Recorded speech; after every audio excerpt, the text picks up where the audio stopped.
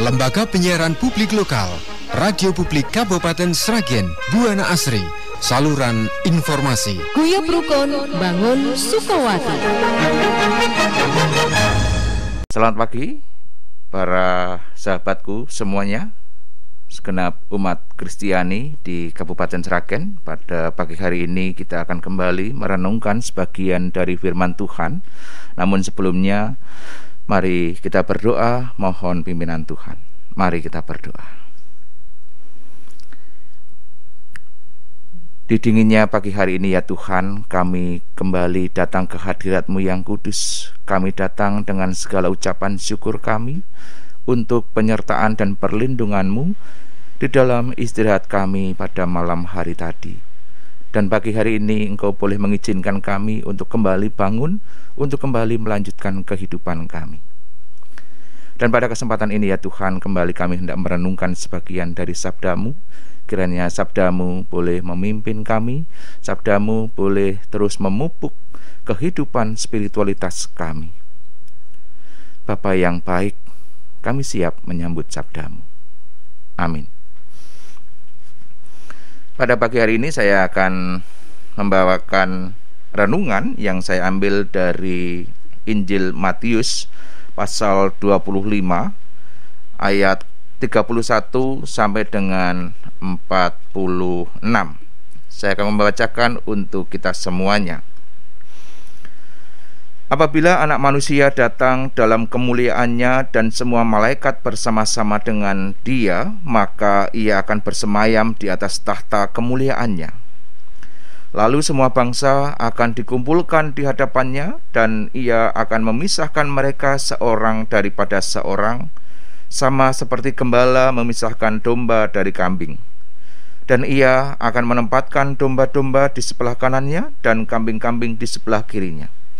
Dan raja itu akan berkata kepada mereka yang di sebelah kanannya, "Mari, hai kamu yang diberkati oleh Bapa-Ku, terimalah kerajaan yang telah disediakan bagimu sejak dunia dijadikan. Sebab ketika aku lapar, kamu memberi aku makan, ketika aku haus, kamu memberi aku minum, ketika aku seorang asing, kamu memberi aku tumpangan. Ketika aku telanjang, kamu memberi aku pakaian, ketika aku sakit, kamu melawat aku. Ketika aku di dalam penjara, kamu mengunjungi aku." Maka orang-orang benar itu akan menjawab Dia, katanya, "Tuhan, bila manakah kami melihat Engkau lapar dan kami memberi Engkau makan, atau haus dan kami memberi Engkau minum? Bila manakah kami melihat Engkau sebagai orang asing dan kami memberi Engkau tumpangan, atau telanjang dan kami memberi Engkau pakaian? Bila manakah kami melihat Engkau sakit atau dalam penjara dan kami mengunjungi Engkau?" Dan raja itu akan menjawab mereka, "Aku berkata kepadamu, sesungguhnya segala sesuatu yang kamu lakukan untuk salah seorang dari saudaraku yang paling hina ini, kamu telah melakukannya untuk aku." Dan Ia akan berkata juga kepada mereka yang di sebelah kirinya, "Enyahlah dari hadapanku, hai kamu orang-orang terkutuk, enyahlah ke dalam api yang kekal yang telah sedia untuk iblis dan malaikat-malaikatnya. Sebab ketika aku lapar, kamu tidak memberi aku makan, ketika aku haus, kamu tidak memberi aku minum, ketika aku seorang asing, kamu tidak memberi aku tumpangan, ketika aku telanjang, kamu tidak memberi aku pakaian, ketika aku sakit dan dalam penjara, kamu tidak melawat aku." Lalu mereka pun akan menjawab Dia, katanya, "Tuhan, bila manakah kami melihat Engkau lapar atau haus, atau sebagai orang asing, atau telanjang atau sakit, atau dalam penjara dan kami tidak melayani Engkau?" Maka Ia akan menjawab mereka, "Aku berkata kepadamu, sesungguhnya segala sesuatu yang tidak kamu lakukan untuk salah seorang dari yang paling hina ini, kamu tidak melakukannya juga untuk aku." Dan mereka ini akan masuk ke tempat siksaan yang kekal, tetapi orang benar ke dalam hidup yang kekal. Sampai sedemikian jauh pembacaan kita pada pagi hari ini saya kembali menyapa para sahabat semuanya, umat Kristiani di Kabupaten Sragen ini, dimanapun berada. Kiranya kasih karunia Allah senantiasa hadir di dalam kehidupan kita semua hingga saat ini. Tidak lupa saya juga mengingatkan bagi kita semuanya untuk tetap menjaga kesehatan, menjaga kebugaran, dan juga terus mengikuti protokol kesehatan yang dianjurkan oleh pemerintah dimanapun kita berada, dimanapun kita beraktivitas. Tentunya ini bukan hanya untuk menjaga diri kita, tetapi juga untuk menjaga orang-orang yang ada di sekitar kita. Bapak Ibu Saudara yang dikasihi oleh Tuhan Yesus Kristus, ada sebuah keluarga laki-laki dan perempuan, suami istri. Ini mereka sudah menikah sekitar 30 tahun dan mereka tinggal di sebuah tempat wisata. Pekerjaan mereka itu menyewakan penginapan dan juga membuka sebuah usaha warung. Mereka tinggal ada di daerah utara Pulau Jawa, di daerah kepulauan, dan mereka sudah cukup lama tinggal di sana. Kenapa mereka bisa menikah di usia sudah menikah sekitar 30 tahun dan mereka ini berbeda iman? Karena pada waktu mereka menikah, lembaga catatan sipil atau kantor catatan sipil itu masih memberikan kesempatan untuk orang-orang menikah beda agama itu bisa dicatatkan di catatan sipil, walaupun kalau sekarang itu akan sangat sulit, hanya di beberapa kota saja yang bisa. Sementara kalau di Sragen kayaknya sulit juga untuk bisa dicatatkan kalau berbeda agama, kecuali kalau pernikahannya secara okumene yang dilayankan oleh gereja Kristen, Protestan, dan juga oleh gereja Katolik yang pada dasarnya memiliki iman yang sama, yang kemudian bisa diberkati secara bersama-sama juga. Nah, suatu hari sang suami ini mengatakan pada istrinya bahwa ia ingin mengikuti jejak istrinya, yaitu menjadi murid Kristus. Dan ketika mendengar hal ini, si ibu atau si istri ini seakan-akan tidak percaya akan perkataan dari suaminya. Perkataan suaminya pada saat itu ketika suaminya mengatakan bahwa dia ingin mengikut Kristus, ini menjadi sebuah perkataan yang sangat indah, yang paling indah selama masa pernikahan 30 tahun itu. Dan mendengar pernyataan dari suaminya ini, si istri kemudian bertanya, apa yang membuat Bapak mau mengikut Tuhan Yesus? Si suami ini kemudian menceritakan perjalanan pernikahan selama 30 tahun ini, bagaimana dia melihat si istri dan mencermati si istri, dan menurut suaminya ini, istrinya ini adalah seorang istri yang sangat baik, penuh perhatian. Dia juga seorang pemaaf dan juga memikirkan sesama yang memerlukan pertolongan. Dan selain itu, si istri juga memiliki iman yang teguh di dalam Tuhan. Nah, memang selama 30 tahun ini Bu Esther atau si istri dia tidak pernah meminta kepada suaminya untuk percaya pada Tuhan Yesus. Dia tidak pernah meminta, hanya menyebut nama Tuhan Yesus pun dia tidak pernah melakukannya di hadapan suaminya. Si istri memiliki sikap toleran yang tinggi terhadap suaminya yang notabene berbeda iman ini.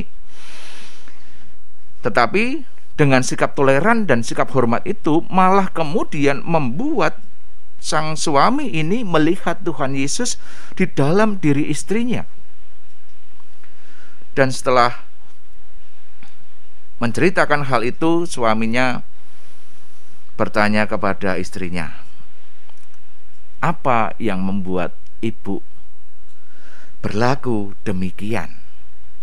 Si ibu kemudian menjelaskan bahwa sebagai pengikut Tuhan Yesus itu ia melakukan yang Tuhan perintahkan. Tuhan memerintahkan agar hidupnya itu berbelas kasih kepada sesama. Berbelas kasih yang tidak menuntut.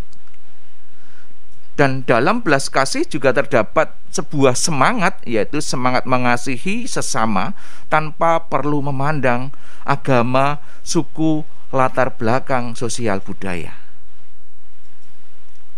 Belas kasih menuntun seseorang untuk bertindak tanpa perlu berhitung untung dan rugi. Belas kasih membuat sang istri ini tidak perlu berteriak-teriak menyebut nama Yesus, sebab ia sudah melakukan perintah Tuhan Yesus, Tuhan dan Raja yang diikuti oleh si istri ini. Dan sejak saat itu sang suami kemudian menjadi pengikut Yesus yang baik. Dan moto hidupnya adalah mengikut Yesus berarti hidup bagi Tuhan dan sesama. Kisah antara suami dan istri ini adalah sebuah kisah nyata, bukan hanya sekedar karangan saya saja, tetapi ini adalah kisah nyata walaupun nama suami dan istrinya tidak saya sebutkan. Dan kisah nyata ini yang berbicara, yang mengisahkan tentang seseorang yang memiliki komitmen di dalam mengikut Yesus setelah melihat kehadiran Yesus di dalam diri istrinya. Di sisi lain, di dalam kehidupan si istri, dia menghayati kehidupan di dalam Yesus yang pernah mengatakan, bukan setiap orang yang berseru-seru kepadaku, Tuhan, Tuhan, akan masuk ke dalam kerajaan surga, melainkan dia yang melakukan kehendak Bapa-Ku yang di surga. Mungkin kalau para sahabat semuanya ingin membaca, bisa dibaca di Matius 7 ayat 21. Dan apa yang menjadi kehendak Bapa yang harus dilakukan supaya kita hidup di dalam karya penyelamatannya. Nah, pada hari ini kita diajak untuk menggumulkan kembali kehendak Bapa, yaitu supaya kita melakukan perbuatan yang baik dan berguna bagi orang-orang yang paling hina, seperti yang dikatakan di dalam ayat 40. Dan raja itu akan menjawab mereka, aku berkata kepadamu, sesungguhnya segala sesuatu yang kamu lakukan untuk salah seorang dari saudaraku yang paling hina ini, kamu telah melakukannya untuk aku. Siapakah mereka? Mari kita lihat di dalam ayat 35 dan 36. Siapakah mereka yang paling hina ini? Di dalam 35 dan 36 di sana dikatakan, sebab ketika aku lapar, kamu memberi aku makan, ketika aku haus, kamu memberi aku minum, ketika aku seorang asing, kamu memberi aku tumpangan, ketika aku telanjang, kamu memberi aku pakaian, ketika aku sakit, kamu melawat aku, ketika aku di dalam penjara, kamu mengunjungi aku. Nah, bagaimana kita mencoba untuk menjabarkan kehendak Tuhan pada masa kini? Tentunya di dalam konteks masa kini, memberi makan yang lapar, memberi minum pada yang haus, memberi tumpangan pada orang asing, itu dapat dilakukan dengan tindakan-tindakan yang sederhana. Misalkan saja kita membesuk orang yang sakit, memberi pertolongan bagi yang membutuhkan, bersikap ramah pada sesama, berlaku adil dan jujur, kemudian tidak membeda-bedakan sesama berdasarkan apapun juga. Tindakan-tindakan itu adalah sebuah tindakan-tindakan yang sederhana, tetapi di dalam kesederhanaan itu terdapat kekuatan kasih yang besar. Kekuatan kasih adalah kepedulian. Itu yang pertama. Kemudian yang kedua, bagaimana kita menjabarkannya adalah kita menjauhkan diri dari berhitung untung dan rugi di dalam mengasihi. Di dalam bacaan kita pada pagi hari ini, di dalam Injil Matius pasal 25 ayat 31 sampai dengan 46, mereka memberikan pertolongan pada sesama, tidak menyangka bahwa mereka memberi bantuan pada Kristus. Orang-orang macam inilah yang diperkenan oleh Kristus. Sebaliknya, mereka yang mengatakan, "Tuhan, bila mana kami melihat Engkau lapar, haus, atau sebagai orang asing, atau sebagai orang telanjang, atau dalam penjara," seperti yang dituliskan di dalam ayat 44, mereka ini dengan bahasa lain ingin berkata, "Sekiranya kami tahu bahwa orang itu adalah Engkau, maka kami pasti memberikan pertolongan." Mereka inilah orang-orang yang tidak diperkenan Tuhan, sebab pertolongan mereka yang dilakukan itu bukanlah kebaikan hati. Tindakan mereka ini sebenarnya sebuah bentuk keserakahan yang terselubung, pura-pura baik padahal serakah. Padahal kehendak Bapa adalah memberikan bantuan, pertolongan, belas kasih tanpa berhitung untung dan rugi. Itulah yang menjadi kehendak Bapa. Dan ketika kita melakukannya, maka Bapa akan berkata seperti di dalam ayat 34, "Mari hai kamu yang diberkati oleh Bapa-Ku, terimalah kerajaan yang telah disediakan bagimu sejak dunia dijadikan." Melakukan perbuatan baik adalah tindakan nyata dari hidup beriman. Hidup beriman tanpa perbuatan baik bagaikan rumah yang tidak memiliki pintu dan jendela, rumah yang tidak layak untuk dihuni, rumah yang penuh dengan sarang penyakit. Nah, mengikuti Yesus berarti bertindak seperti yang dikehendaki oleh Sang Bapa. Nah, bagaimana dengan kehidupan kita pada saat ini? Ada seorang serdadu Romawi dan seorang Kristen, Martin dari Tours. Suatu hari di musim dingin dia memasuki sebuah kota. Ketika dia memasuki sebuah kota, dia melihat seorang pengemis yang datang, menghentikannya dan meminta sedekah. Martin ini yang seorang serdadu, dia tidak punya uang. Namun ketika dia melihat pengemis yang menderita karena kedinginan itu, Martin kemudian memberikan apa yang ia punya. Dia melepaskan mantel serdadunya atau mantel tentaranya dan memberikan separuh mantel itu kepada pengemis tersebut. Dan malam hari dia bermimpi melihat tempat seperti surga. Ada para malaikat dan Tuhan Yesus ada di tengah-tengah mereka. Martin melihat Tuhan Yesus mengenakan mantel tentara Romawi yang separuh itu. Seorang malaikat berkata kepadanya, "Tuhan, mengapa di pesta surgawi seperti ini engkau mengenakan mantel tua dan usang itu? Siapa yang memberikannya kepadamu?" Lalu Tuhan Yesus menjawab dengan lembut, "Hambaku Martin, dialah yang memberikannya kepadaku." Para sahabat semuanya, umat Kristiani di Kabupaten Sragen dan juga dimanapun Anda berada, pada pagi hari ini kita kembali diingatkan tentang semangat kasih dan kehidupan yang sederhana. Dan itu menjadi dasar iman kita kepada Kristus. Percayalah, bila kita melakukan semua hal dengan kasih, dengan kesederhanaan, dan tanpa berhitung untung dan rugi, kesukacitaan akan kita alami. Kesukacitaan dari Tuhan Yesus Sang Raja alam semesta.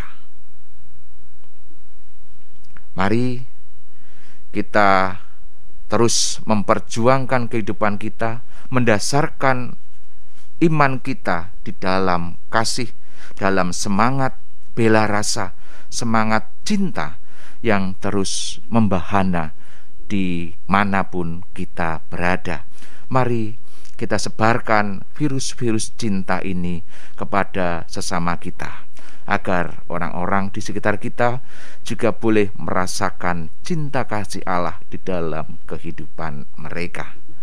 Selamat pagi, selamat berkarya, selamat beraktivitas. Tuhan memberkati kita semuanya. Amin.